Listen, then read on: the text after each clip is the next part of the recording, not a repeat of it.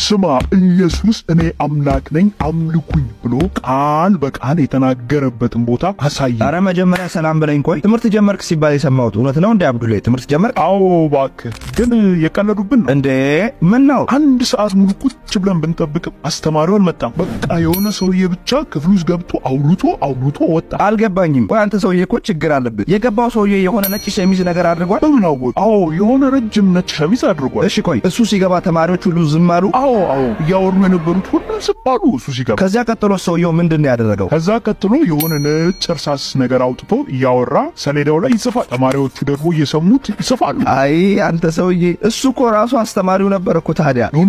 ኖ አንተ እኮ አልገባህም። ሰውየው እኮ ቃል በቃል እኔ አስተማሪያችሁ ነኝ ከእኔ ተማሩ ብሎ አልተናገረም። ቃል በቃል አስተማሪያችሁ ነኝ ከእኔ ተማሩ ካላለ ደግሞ አስተማሪ አይደለም። አይ አብዱላይ ይሄ እኮ ነው ትልቁ ችግር። አሁን አንተ የምትለው ኤግዛክት ወርድ ፋላሲ ይባላል። አንድ ነገር እውነት ነው እንዲባል የግድ ነገሩ ቃል በቃል እኔ በምፈልገው መንገድ ብቻ መነገር አለበት። እንዲህ ካልሆነ ግን እውነት አይደለም እያልክ ነው። አየህ አንተ አሁን ለመጀመሪያ ጊዜ ስለሆነ ትምህርት ቤት የሄድከውና ከዚህ በፊትም ስለ ትምህርት ቤት ባህል ምንም ስለማታውቅ ምንም እንኳን አስተማሪው ለአንድ ሰዓት ያክል ክፍል ውስጥ ገብቶ አስተምሮ ቢወጣም አንተ ግን ሳትማር መጣል። ስለ ኢየሱስ አምላክነትም የምትጠይቀው ጥያቄ እንደዚህ ያለ ስህተት ነው። ቶማስ ኢየሱስን ጌታዬም አምላኬም ብሎ ሲጠራው የኢየሱስ መልስ የነበረው ስላየህ አመንክ ነበር። እግዚአብሔር በዘጸአት 3:14 ላይ ለሙሴ ስሜ ነው ብሎ የሰጠውን በዛው ስም ራሱን ኤጎይሚ ብሎ ሲጠራ ከደቀ መዛሙርቱ ስግደትን ሲቀበል ኃጢአትን ይቅር ሲል የሰንበት ጌታ መሆኑን ሲናገር ሰዎች ሁሉ አብን እንደሚያከብሩት ልክ እንደዚያው ሊያከብሩት እንደሚገባ ሲገልጽና ሌሎች በርካታ አምላክ ብቻ የሚያደርጋቸውን ተግባሮችና ንግግሮች ሲናገር እያየ ቃል በቃል እኔ እንደምፈልገው ካልተናገረ አምላክ ነው ብዬ አልቀበልም እያልክ ነው።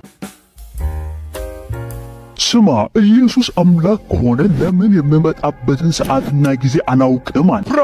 ብራቮ አብዱል፣ ዛሬ ጥሩ ጥያቄ ጠይቀሃል። መልሱ ግን በጣም ቀላል ነው። ላስረዳህ፣ በደንብ ስማኝ። በመጽሐፍ ቅዱስ ውስጥ ኢየሱስ ብዙ ቦታዎች ላይ ሁሉን አዋቂ መሆኑ ተገልጿል። አቦራን ጠየቅኩና አታውራ። ታዲያ እዚህ ጋር ለምን አያውቅም ተባለ? ቆይ ተረጋጋ፣ ላስረዳ ነው። ግሪክና የይሁድ ባህል ብታውቅ ኑሮ በደንብ ይገባህ ነበር። መጽሐፍ ቅዱስ ላይ ጌታችን ኢየሱስ እንደ ሙሽራ፣ ቤተክርስቲያን ደግሞ እንደ ሙሽሪት፣ ጌታችን ኢየሱስ ዳግም የሚመጣበት ቀን ደግሞ እንደ ሰርግ ተመስሏል። እሺ ቀጥል። በጥንት የይሁድ ባህል መሰረት ሁለት ሰዎች እንዲጋቡ ስምምነት ከተደረገ በኋላ ወንዱ ጮኛውን ወደ አባቴ ቤት ሂጄ ቤት አዘጋጅልሻለሁ ብሏት እዛው ቤተሰቦቿ ጋር ስቷት ወደ አባቱ ቤት ይመለስና ቤት መገንባት ይጀምራል። ለሷና ለሱ የሚሆን ቤት ማለት ነው። የዮሐንስ ወንጌል ላይ ለምሳሌ ኢየሱስ እንደዚህ ብሏል፣ በአባቴ ቤት ብዙ መኖሪያ አለ፣ እንዲህስ ባይሆን ባልኋችሁ ነበር። ስፍራ አዘጋጅላችሁ ዘንድ ሄዳለሁ። እጄም ስፍራን ባዘጋጀሁላችሁ እኔ ባለሁበት እናንተ ደግሞ እንድትሆኑ ሁለተኛ እመጣለሁ፣ ወደ እኔም ወስዳችኋለሁ። ያየነው ከሰርጉ ጋር ያለውን ተመሳስሎት በአይሁድ ባህል መሰረት ባልየው ተመልሶ መጥቶ ሚስቱን የሚወስድበት የሰርጉን ቀን የሚገልጸው አባትየው ነው። ይሄ ማለት ልጁ ቀኑን አያውቅም ማለት አይደለም፣ ግን በባህሉ መሰረት ቀኑን ለሰዎች የሚገልጸው አባትየው ነው። ቤቱን ሂደህ ሰርግህ መቼ ነው ብትለው ይሄንን የሚገልጸው አባቴ ነው ይልሃል። ይሄ ባህላቸው ነው። የሰርጉ ቀንን አባትየው ሲገልጽም ግን ለሚስትየው አይነገራትም። ባሏ ድንገት ነው የሚመጣው። እሷ ሁሌም ባሏን ተዘጋጅታ መጠበቅ አለባት። ይህን ሐሳብ የበለጠ እንዲገባህ አንድ ተጨማሪ ነገር ልንገርህ። በዚህ ክፍል ላይ ማወቅ ተብሎ የተተረጎመው የግሪክ ቃል ኦይደን የሚል ሲሆን እንዳገባቡ አንድን ነገር ማሳወቅ፣ መግለጽ፣ ዲክሌር ማድረግ የሚል ሐሳብ ሊይዝ ይችላል። ለምሳሌ አንደኛ ቆሮንቶስ 2:2 ብትመለከት ጳውሎስ እንደዚህ ይላል፣ በመካከላችሁ ሳለው ከኢየሱስ በቀር እርሱም እንደተሰቀለ ሌላ ነገር እንዳላውቅ ቆርጬ ነበር። ጳውሎስ ምን አለ? ከናንተ ጋር እያለው ኢየሱስ ከመሰቀሉ ውጪ እንዳላውቅ ቆርጬ ነበር። ምን እያለ ይመስልሃል? ምንም ነገር አላውቅም፣ ስሜን እንኳን አላውቅም እያለ ይመስልሃል? አይ እንደሱስ ማለት አይሆንም። አብዱል ዛሬ ሰዓት ሆነሃል። እዚህ ጋር ጳውሎስ እያለ ያለው ወደ እናንተ የመጣው ጊዜ ስለ ኢየሱስ መስቀል ብቻ ከዚህ ነገር ውጪ ሌላ ነገር ላላሳውቃችሁ ወስኜ ነበረ ነው እንጂ መቼም ስሜን እንኳን አላውቅም እያለ አይደለም። ስለዚህ ኢየሱስ እያለ ያለው ይሄንን ነገር ይሄ ነገር የተባለው ምንድነው? ባልየው ቤቱን ሰርቶ ከጨረሰ በኋላ ለሚስትየዋ ቀኑ ሳይነገራት ድንገት ባሏን እንደሚመጣው ልክ እንደዚሁ ሁሉ ጌታችን ኢየሱስ ዳግመኛ የሚመጣበት ጊዜ ማለት የሰርጉን ምሳሌ ተጠቅሞ እኔ ይሄንን ነገር አልነግራችሁም እናንተ ተዘጋጅታችሁ ጠብቁ ነው። ለዛም ነው ኢየሱስ ልክ ይሄንን ከጨረሰ በኋላ ለምሳሌ ማቴዎስ 5 ቀጥለ ብታነበው ድንገት ሳያስቡት ባልየው ስለመጣባቸው 10 ቆነጃጅት ምሳሌ ምሳሌን ይናገራል። ስጠቀልል በዚህ ክፍል ላይ ኢየሱስ ስለ አእምሮ ዕውቀት አይደለም እየተናገረ ያለ። እንዳሳየው የግሪኩ ቃል መንገር፣ ማሳወቅ የሚልን ሐሳብ ይይዛል። ኢየሱስ እያለ ያለው ምንድነው? ከላይ ጀምሮ የመጨረሻውን የመምጣቱን ምልክቶች ከነገራቸው በኋላ መቼ እንደሚሆን እርግጥ የሆነውን ቀኑን በትክክል አልነግራችሁም፣ እናንተ ግን ሁል ጊዜ ተዘጋጅታችሁ ጠብቁ ነው። አለቀ። ኢየሱስ ሁሉን አዋቂ መሆኑን ግን ማወቅ ከፈለግ እነዚህን ጥቅሶች አንብባቸው። ሁሉን አዋቂ መሆኑን በግልጽ ይነግሩሃል። ይህ አገልግሎት ጠቅሞታል? አገልግሎቱንስ ከነዚህ አማራጮች በአንዱ መደገፍ ይፈልጋሉ?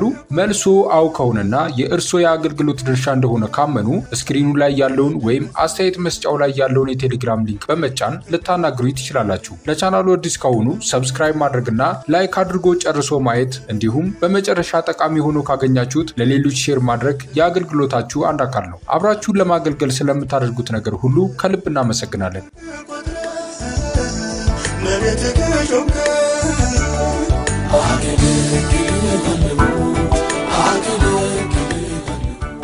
ኢየሱስ አምላክ አለመሆኑን ከመጽሐፍ ቅዱስ በቀላሉ ላረጋግጥልህ። ጭራሽ ከመጽሐፍ ቅዱስ ነው ተረጋግጥልኝ። እስኪ እሺ ቀጥል ስማ። ኢየሱስ አምላክ ቢሆን እንዴት ወደ አምላካችሁ እና ወደ አምላኬ ይላል? አምላክ ሆነ እንዴት አምላክ ይኖረዋል? አይ አብዱል፣ ይሄ እኮ በጣም ግልጽ ነገር ነው። እንዴት ጥያቄ እንደሆነ በራሱ አላውቅም እኮ። ግልጽ ነው ካልክ መልሳ። ቆይ እኛ ክርስቲያኖች ኢየሱስ ምንድነው ብለን ነው የምናምነው? አምላክ ነው የምትሉት? ያው ልክ ነህ፣ ኢየሱስ አምላክ ነው። ግን ኢየሱስ ወደ ምድር ሲመጣስ ምን ሆነ እንላለን? ሰው ሆነ። ጥሩ። መጽሐፍ ቅዱሳችን በዮሐንስ ወንጌል ላይ ኢየሱስ ወይም እዚህ ላይ ቃል የተባለው አምላክ መሆኑን ከነገረን በኋላ ቃልም ሥጋ ሆነ ይላል። ቃልም ምን ሆነ ይላል? ሥጋ ሆነ። በጣም አሪፍ። ሥጋ ሆነ የሚለው ያዝልኝ። ጌታችን ኢየሱስ ከድንግል ማርያም በተወለደ ጊዜ አምላክነቱን ሳይለቅ ፍጹም ሰው ሆኗል። ሰውነትን ገንዘቡ አድርጓል። አሁን ደግሞ ትንቢተ ኤርምያስ ምዕራፍ 32 ቁጥር 27ን አንብብልኝ። እነሆ እኔ የሥጋ ለባሽ ሁሉ አምላክ እግዚአብሔር ነኝ። የማን አምላክ ነኝ ይላል? የሥጋ ለባሽ ሁሉ አምላክ ነኝ። አሁን በደንብ ስማ፣ መልሱን ልሰጥህ ነው። ጌታችን ኢየሱስ የዛሬ 2000 ዓመት እኛን ለማዳን ወደ ምድር ሲመጣ ፍጹም አምላክነቱን ሳይተው ፍጹም ሰው ሆኗል። ሰው የሚመስል ሆነ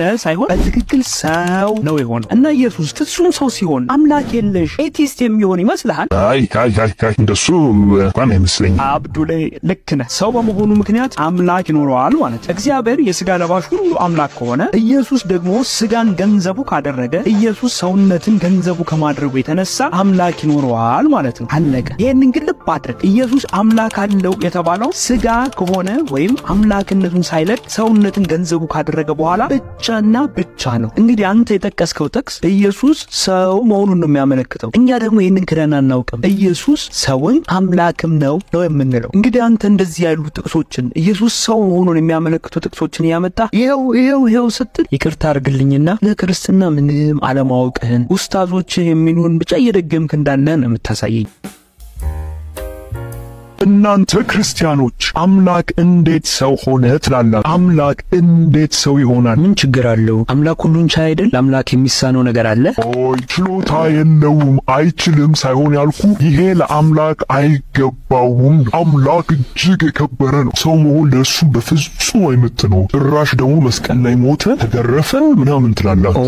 ወንድሜ እኛ እኮ አምላክ ሰው መሆን ይመጥነዋል እያልን አይደለም። እና እያልን ያለነው ትንሽ እንዲገባ አንድ ቀላል ምሳሌ ልስጥ። እጅግ የተከበረ ንጉስ የክብር ልብሱን ለብሶ በወንዝ ዳር እየሄደ ያለ በጣም የሚወዳት ልጁ በአንድ እጅግ በቆሻሻ የተሞላ ወንዝ ውስጥ ሰምጣ ስትወራጭ ቢያያት ምን የሚያደርግ ይመስላል? ለዚህ ንጉስ እዚህ እጅግ በጣም የቆሸሸ ውሃ ውስጥ መግባት አይመጥንም። የውሃው ቆሻሻ እሱ ለለበሰው የክብር ልብስ የተገባ አይደለም። ግን ልጁን ለማዳን እዚህ የቦካው ውሃው ዘሎ አይገባም። ልጁን ከማዳን የሱ ክብር ያስቆመዋል። የአምላክ ክብር ከአንድ ንጉስ ክብር እጅግ የበለጠ ነው። የኛ ማወዳደቅ ከቆሻሻ ውሃ በጣም ይከፋል። ግን ደግሞ ለአምላክ ፍቅር አንድ አባት ለልጁ ካለው ፍቅርም እጅግ የበለጠ ነው። ፍቅር ብዙ ጊዜ ምክንያታዊ ብቻ አይደለም። ፍቅር የራሱን ጥቅምና ክብር የሚያሳድድም አይደለም። አንድ ሰው ሌላውን የእውነት ሲወድ ከራሱ ጥቅም ይልቅ የሚወደውን አካል ለመጥቀም የሚፈልግ ይሆናል። አንዳንድ ጊዜ ፍቅርን የምትረዳው ውስጡ ስትሆን ብቻ ነው። ከውጭ ለሚያየው መጃጃል ሊመስል ይችላል። ፍቅሩ ውስጥ ላሉት ሰዎች ግን ከዚህ በላይ ትርጉም ያለው ነገር የለም። ክርስትናም እንዲሁ ነው። ለዛም ነው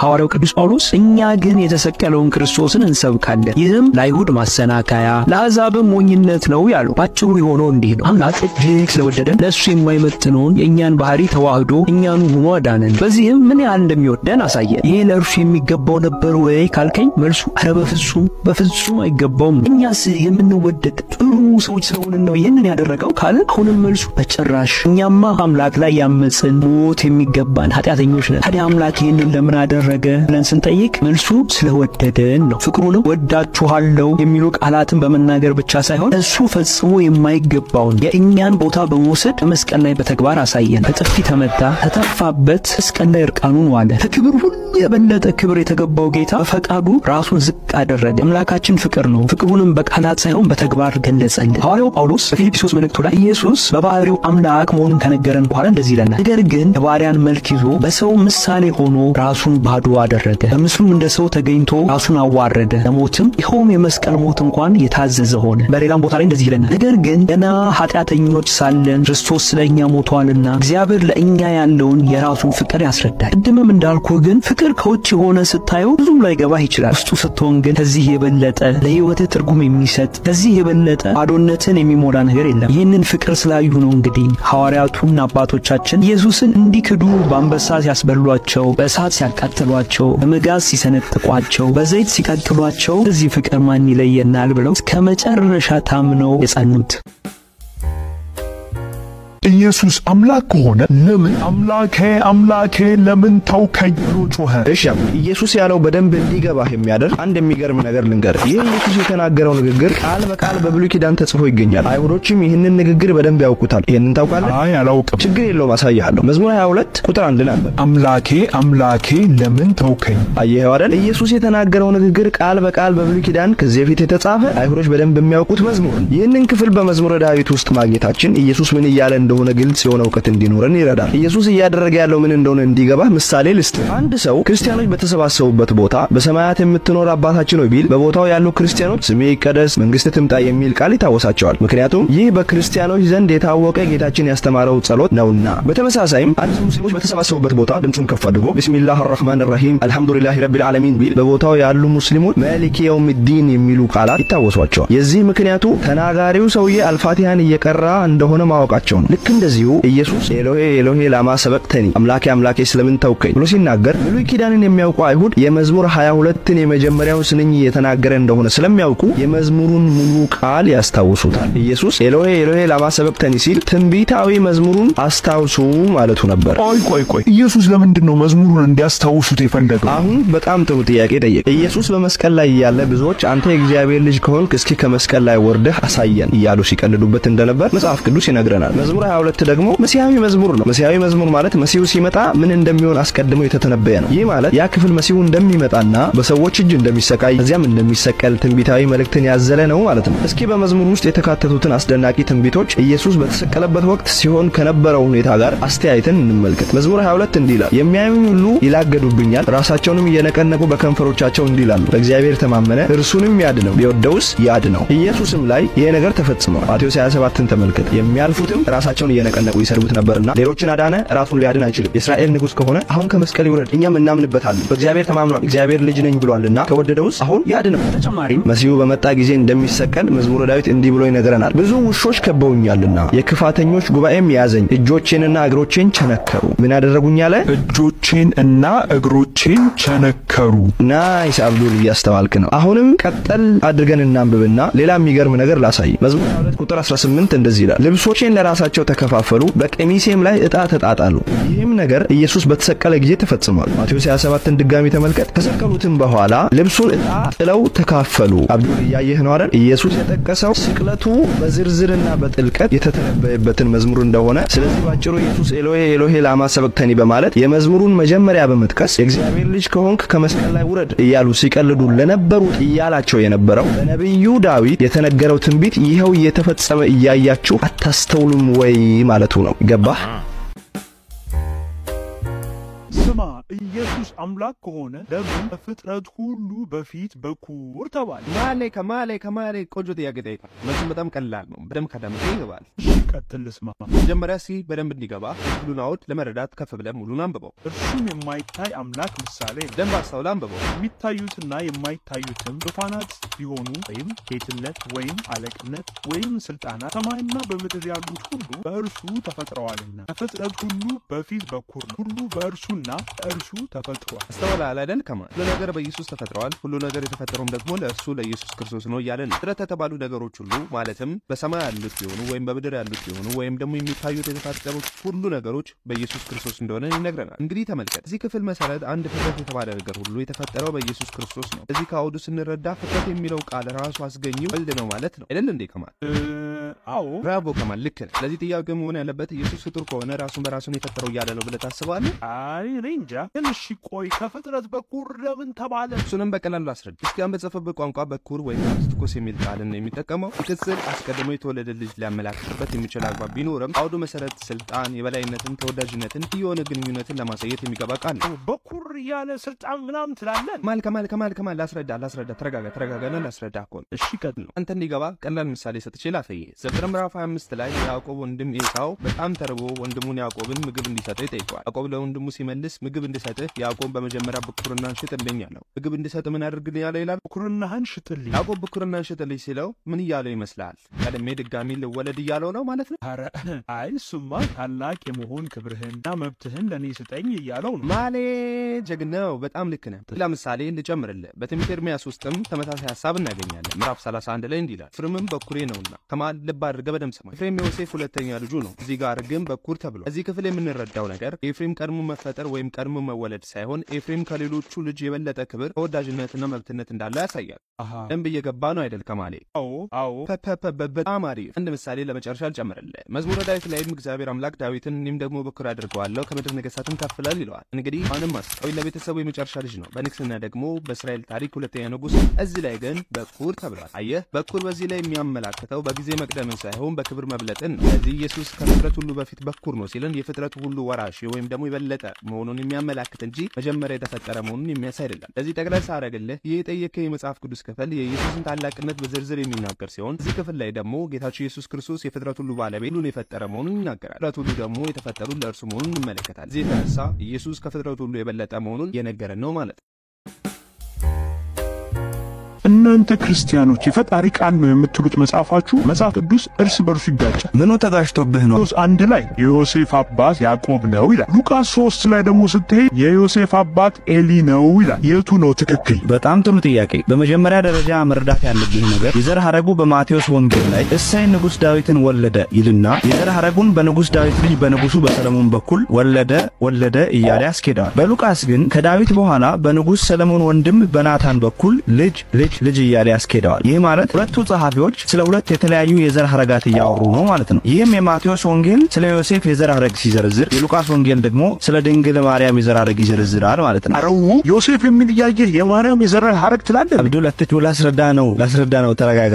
ለዚህ ጥያቄ ሁለት አይነት አመላለሶች አሉ። በመጀመሪያ ዮሴፍ የኤሊ ልጅ በሚለው አነጋገር ውስጥ ልጅ በብዙ ይተረጎማል። ለምሳሌ የአብራክ ክፋይ፣ የማደጎ ልጅ፣ የጋብቻ ልጅ ወይም ደግሞ በእንግሊዝኛው ሳን-ኢን-ሎ ተብሎ ይከፋፈላል። የሉቃስ ዘገባ የማርያምን ዘር ጠቅሶ ዮሴፍ የተጠራበት ምክንያት በአይሁዳውያን አውድ አንድ ወንድ አንዲትን ሴት ካጨ ወይም ካገባ የልጅቷ አባት ወንድ ልጆች ባይኖሩት እጮኛዋ ወይም ባሏ የአባቷ ህጋዊ ወራሽ ወይም ህጋዊ ልጅ ይሆናል። ይህንንም በዘኍልቍ ምዕራፍ 36 ከቁጥር 1 እስከ 12 መመልከት ትችላለህ። በታሪክ ደግሞ ማርያም ወንድሞች እንዳልነበሯት ስለሚታመን እጮኛዋ የነበረው ዮሴፍ የአባቷ ህጋዊ ልጅ ተደርጎ ይወሰዳል ማለት ነው። በዚህም ምክንያት የኤሊ ልጅ ተብሎ ይጠራል። ሁለተኛው አመላለስ ደግሞ ሁለቱም የዘር ሐረጎች ዮሴፍ እንደሆኑ ይታመናል። ይህም የሆነበት መንገድ የዮሴፍ አባቶች ተብሎ የተጠሩ ያዕቆብና ኤሊ በእናት የሚገናኙ ወንድማማቾች ነበሩ። ኤሊ ልጅ ሳይወልድ ሞተ። ዘዳግም ምዕራፍ 25 ከቁጥር 5 እስከ 6 መሰረት አንድ ወንድ አግብቶ ልጅ ሳይወልድ ቢሞት ርስቱና ስሙን እንዳይጠፋ ሚስቱን ወንድሙ ይወስዳትና ልጅ ወልዶ ልጁ በሟች ወንድሙ ስም ይጠራል። እዚህ ህግ መሰረት ኤሊ ልጅ ሳይወልድ ስለሞተ በእናት ወንድሙ የሆነው ያዕቆብ ሚስቱን አግብቶ ዮሴፍን ወለደ። ይህ ማለት የልጁ ወላጅ አባት ያዕቆብ ሲሆን ህጋዊ አባቱ ግን ኤሊ ነው ማለት ነው። ለዚህም ነው ማቴዎስ ያዕቆብ ዮሴፍን ወለደ ሲለው ሉቃስ ግን ዮሴፍ የኤሊ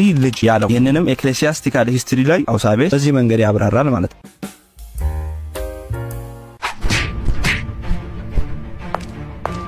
አብዱል ምን ያረክ ነው? እስኪ ቆይ ስራ ይዣለሁ አጨቅጭ እንዴ ምን ያረክ ነው እኮ ነው ያልኩህ። አብዱል ለምን ትቆጣለህ? አንቺ ለኔ ነው የምትመልሺው? አይደለም መቆጣት በጥፊ ባጮልሽስ? እንዴ ምን ማለት ነው? እኔ እኮ ሚስት ነኝ። ለምን ነው የምትመታኝ? ማመናጨቅ ሳያንስ ጭራሽ ልትማታ? አንቺ ጥጋበኛ። ቁርአኔ ሚስቴን መምታት እንደሚፈቅድልኝ አታውቂም? ይኸው አንብቢ። እነዚያንም ማመጻቸውን የምትፈሩትን ገስጿቸው፣ በመኝታዎችም ተለዩአቸው፣ ምቷቸው። እንዴ ምንድነው የሚለው? ምቷቸው። አየሽ አይደል? እንዴ ምን ማለት ነው? ይኸውልሽ ሁኔታሽ ካላማረኝና ጠግቢ ከመሰለኝ መጀመሪያ አንቺ ልጅ ረፊ ብዬ አስጠነቅቅሻለሁ። ካልሰማሽ አልጋ ለይቼ ለብቻዬ ተኛለሁ። አሁንም የማታርፊ ከሆነ ግን እንድመታሽ ቁርአኔ ይፈቅድልኛል። ስለዚህ ላጮልሽ ይችላል። አኡዙ ቢላህ። ቁርአናችን ባሎች ሚስቶቻቸውን እንዲመቱ ይፈቅዳል? ጭራሽ እኮ የሚለው ካመጸችብ ሳይሆን ገና ለገና ታምጽብኛለሽ ብለህ ከፈራ ነው። ያላ አላህ እንዴት እንደዚህ ይላል?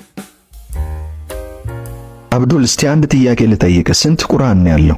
ይሄ ምን አይነት ጥያቄ ነው? አንድ ነው። ቁርአናችን ከነብያችን ጊዜ አንስቶ ምንም ያልተለወጠ አንድ ነው። አይ አብዱል በህይወት ዘመን አንድ ጊዜ እንኳን የቁርአንን አመጣጥ ታሪክ ለማጥናት ሞክረህ ታውቃለህ? ማለት ይኸውልህ ኡስታዞች ከፈጠሩልህ ሳጥን ወጣ ብለህ ቁርአንን አመጣጥ ታሪክ ብታጠና እውነታው ኡስታዞች ከነገሩ እጅግ የተለየ ሆኖ ታገኘዋለህ። ቁርአን ከጅምሩ አንድ አለመሆኑንና የምዕራፎቹን ብዛት እንዲሁም ውስጣዊ ይዘት አስመልክቶ በሙስሊም ሊቃውንት መካከል ውዝግብ እንደነበረ የሚያሳዩ አያሌ መረጃዎች በእስላማዊ ምንጮች ውስጥ ይገኛሉ። ለዛሬ አንዱን ላሳይ። መሐመድ አራት ሰዎችን በስም ጠቅሶ ሙስሊሞች ቁርአንን ከነኛ አራት ሰዎች እንዲማሩ ተናግሮ ነበር። ችግሩ ግን እነኛ አራት ሰዎች መካከል ሁለቱ በዚህ ዘመን ያላችሁ ሙስሊሞች ከምትከተሉት ቁርአን በምዕራፍ ብዛት የሚለይ የየራሳቸው ቁርአን ነበራቸው። ምንድነው የምታወራው? ቆይ ላስረዳ፣ በደንብ ስማኝማ። አንተ ቁርአን ስንት ምዕራፍ አለው ብለህ ነው የምታምነው? 114 ነው። ኢብን መስዑድና ኡበይ ቢን ከዓብ የተባሉ መሐመድ ቁርአንን በትክክል እንደሚያውቁ የመሰከረላቸው ቁርአንን እንዲያስተምሩ ስልጣንን የሰጣቸው ሰዎች ግን እዚህ አይስማሙ። ማለት ነብያችን ቁርአንን በትክክል የሚያውቁት እነዚህ ናቸው፣ ከእነሱ ተማሩ ብሎ ከተናገረላቸው አራት ሰዎች መካከል ዋነኛ የሆኑት ኢብን መስዑድና ኡበይ ቢን ከዓብ የቁርአን መጽሐፍ 114 አንቀጽ አይደለም ይላሉ ነው የምትለኝ? አዎ ኡበይ ቢን ከዓብ ሱረቱል ሐል እና ሱረቱል ሐፍድ የተሰኙ ሁለት ምዕራፎችን በመጨመር 116 ምዕራፎች ያሉት የራሱን የቁርአን ጥራዝ ያዘጋጀ ሲሆን አብዱላህ ኢብን መስዑድ ደግሞ 3 የቁርአን ምዕራፎችን ማለትም ሱራ 1፣ ሱራ 113 እና ሱራ 114 የቁርአን አካል እንደሆኑ ቢያምንም ጸሎቶችና መለማመኛዎች ብቻ ናቸው እንጂ በጽሁፍ በቁርአን ውስጥ መስፈር የለባቸውም በማለት 111 ምዕራፎች ብቻ ያሉትን የራሱን የቁርአን ጥራዝ አዘጋጅቶ ነበር። እንዴ እኛ አሁን ላይ የምንጠቀመው ቁርአን 114 ምዕራፎች ነው ያሉት። ነብያችን ቁርአንን ያስተምሯችሁ ብሎ ያለን ሰዎች ደግሞ አንደኛው የቁርአን መጽሐፍ 114 ሳይሆን 111 አንቀጾች ብቻ ናቸው ሊኖሩት የሚገባው በማለት ሌላኛው ደግሞ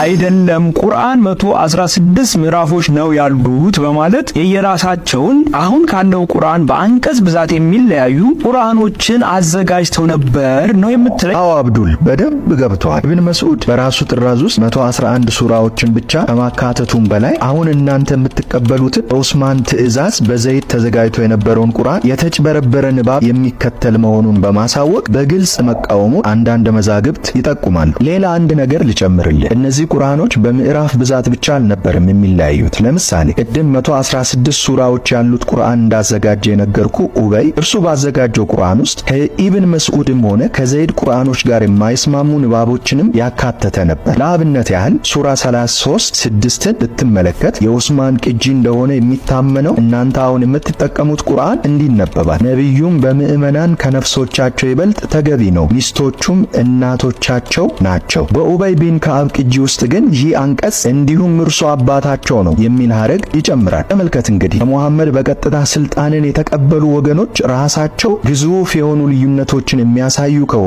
ቁርአንን እንዴት አንድ ነው ብለን ልንቀበል እንችላለን? አሁን የነገርኩ ነገር ሁሉ እውነት መሆኑን ለማረጋገጥ ከፈለክ እነኚህን ምንጮች ተመልከት። ተጨማሪና ዝርዝር መረጃዎችን ከማብራሪያ ጋር ለማየት ከፈለክ ደግሞ እውነት ለሁሉ .net መኒ ቁርአንስ ብለህ ኢንተርኔት ላይ ብትፈልግ አንድ በአንድ ማስረጃዎቹን ታገኛለህ። እንግዲህ አሁን የነገርኩን ነገሮች ይዘህ ኡስታዞችን ብትጠይቃቸው መጀመሪያ አይ ይሄማ ውሸት ነው ይሉሃል። ማስረጃ እንዳለ ካወቁ ደግሞ ቀጥለው ኡበይ ያካተታቸው 3ቱ ምዕራፎች አሁን ባለው ቁርአናችን ውስጥ ያልተካ ስለማይካተቱ ቁኑት ወይም ዱዓ ስለሆኑ ተሽረው ነው ይሏል እኮ።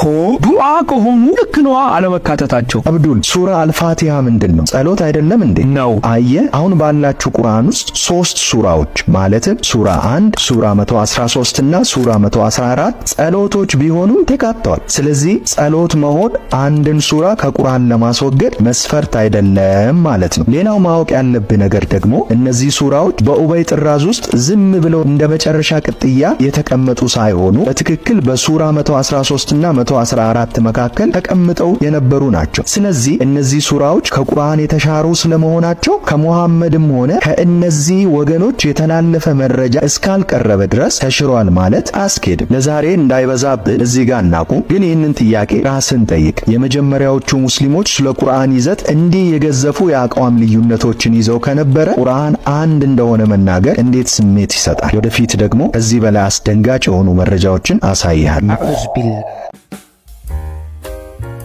ነብያችን ከህፃን ልጅ ጋር ተኝተዋል አይደል? አዑዝ ቢላሂ አንቺ ካፊሮችንና አጥማሚዎችን እየሰማሽ ተጣመምሽ አይደል እንዴ?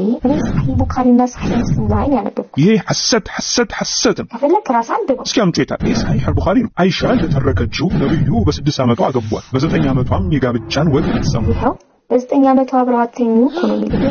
ብዙ ሶሂህ የሆኑ ሐዲሳት ላይ ይሄ ተዘግቧል። ከፈለክ ጨምሬ ላሳየህ። ተይቴ በቃሽ። አስኩልት መጫወት ሐራም ቢሆንም አይሻ ለአቅመ ሔዋን ያልበቃች ትንሽ ልጅ ስለነበረች ተፈቅዶላል። አንቺ ሴትዮ በቃሽ አልኩ እኮ። አብዱ ጠይቂኝ አልከኝ። ስጠይቅ ደግሞ ሸታም ትላለህ፣ ታሳይህም ትቆጣለህ። ይኸውልሽ አያቴ ምን መሰለሽ፣ በድሮ ጊዜ ይሄ የተለመደ ነበር። አሁን ይሄ ካፊሮች የፈጠራ ውሸት ነው ስትል አልነበር? በቃ ተሳስቼ ነው።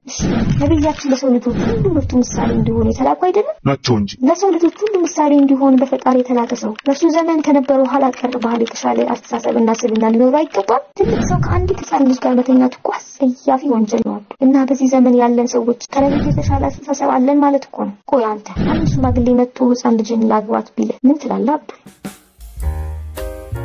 በቁርአናችን ሕፃን ልጅን ማግባትና አብሮ መተኛት ተፈቅዷል። አረው አንቺ ልጅ ደግሞ አሁን ይሄን ከየት አመጣሽ? ይኸው ቁርአን ውስጥ ሱራ 65 አያ 4ን አንብበው። ራስሽ አንብቢው። እሺ እኛም ገና የወር አበባን ያላዩት መፍታት የመጠበቂያ ጊዜያቸው እንደዚሁ ነው። እዚህ ክፍል ላይ የተነገረ ያለው ባል ሚስቱን መቼ መፍታት እንደሚችል ነው አይደል አብዱል?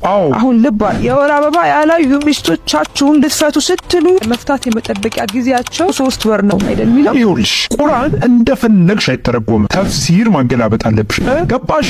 ይሄ ተፍሲሩንም አንብበው። የመሐመድ ያጎት ኢብኑ አባስ ይህንን ቁርአን አንቀጽ መቼ እንደተናገረ ሲገልጽ እንደዚህ ይላል። አንድ ሰውዬ ነብዩ መሐመድን እንዲህ ብሎ ጠየቀ፣ የአላህ መልእክተኛ ሆይ በጣም ህፃናት ስለሆኑ ገና የወር አበባ ማየት ያልጀመሩትንስ ለመፍታት ምን ያክል ጊዜ መጠበቅ አለብን አለው። ነብዩም ሲመልስ የነሱ 3 ወር ነው አሉ። በደንብ ይው ነብዩ ምን አሉ? የወር አበባ ማየት ያልጀመሩ ህፃናት ሚስቶቻቸውን ለመፍታት ስትፈልጉ 3 ወር መጠበቅ አለባችሁ ነው ያሉት። ተፍሲር ኢብኑ ከሲርም ተመልከት እንደዚህ ይላል። የወር አበባ ለሚያዩ ሴቶች ኢዳቸው ለመፍታት የመጠበቂያ ጊዜያቸው 3 ወር ነው። ገና የወር አበባ ላላዩ ህፃናትም እንደዚያው ነው። አየኸው አይደል? የወር አበባ እንኳን ማየት ያልጀመረችን ህፃን ልጅን ማግባት፣ አብሮ መተኛት እና መፍታት ይቻላል ማለት እኮ ነው። ቆይ አብሮ መተኛት መች ይላል?